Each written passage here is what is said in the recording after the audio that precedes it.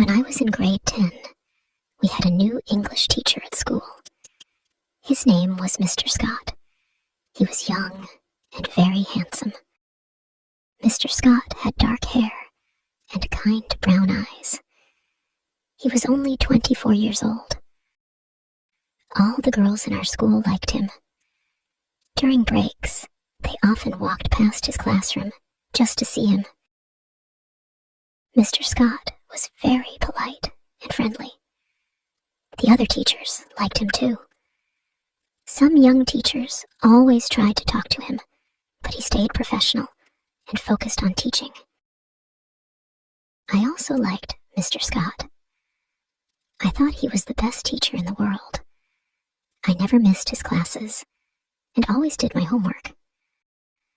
But I was a shy girl. My classmates often joked with him and asked silly questions, but I couldn't do that. I just worked hard in his class and listened to him carefully. Sometimes I wore my favorite dress to his lessons, hoping he would notice me. During class, I felt very nervous when he called on me. My heart beat fast and my hands shook. But I always answered his questions because I wanted to impress him. Mr. Scott always gave me good grades. He often smiled and said, "Good job, Emma." Hearing this made me happy. The whole year, I couldn't stop thinking about him. I even dreamed about him at night. One day, I found out where he lived. His house was near my neighborhood. Sometimes I walked past his house, hoping to see him. If I did, he would smile and say hello. If he was with his friends, I felt very jealous. When I moved to grade 11, something terrible happened. Mr. Scott left the school. He got a new job in another city. I was very sad. I missed him so much. I even walked past his old house, but he wasn't there anymore. After some time, I started preparing for my university exams. I joined extra English classes. On my first day, I couldn't believe it. Mr. Scott was the teacher. I felt so happy to see him again. He smiled and said, "Welcome back, Emma." For 6 months, I worked hard in his class. I became one of his best students. Sometimes we stayed after class to talk. He asked me about my plans for the future. I asked him about his new job. One day, he offered to walk me home. I was so surprised, but also very happy.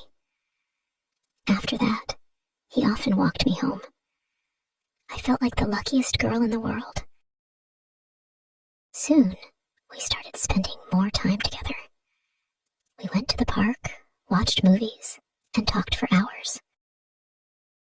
I still remember our first kiss.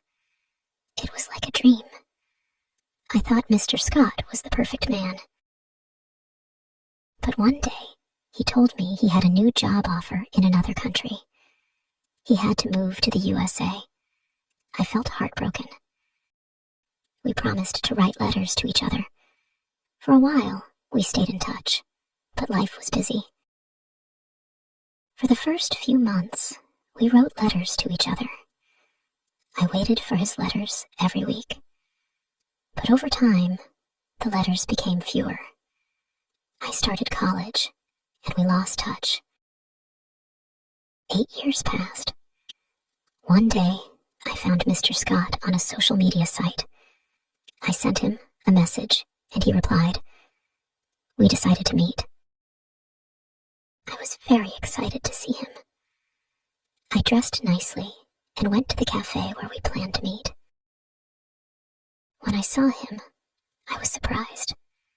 He looked different. He was older now, and he had gained some weight. His hair was not as blonde, and his blue eyes were not as bright.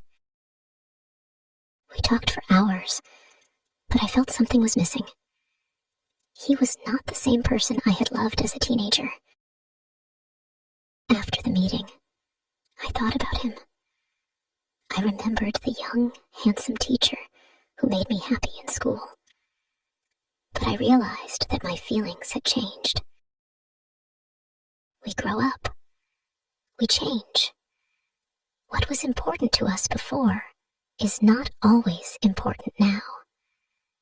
But I will always smile when I think about my first love, my teacher, Mr. Scott. After meeting Mr. Scott again, I felt both happy and sad. I was happy to see him and talk to him. But I was also sad because I knew my feelings for him were gone. The next day, I looked at old photos from school. I saw pictures of my friends, my teachers, and even Mr. Scott. I smiled when I saw them. I thought, those were beautiful days. But now, my life was different. I was a grown woman. I had a job, new friends, and new dreams. 1 week later, I received a message from Mr. Scott. He said, "It was nice meeting you. I hope we can stay friends." I replied, "Thank you, Mr. Scott. It was nice seeing you too. I wish you all the best." We talked a little more, but I knew it was time to move on.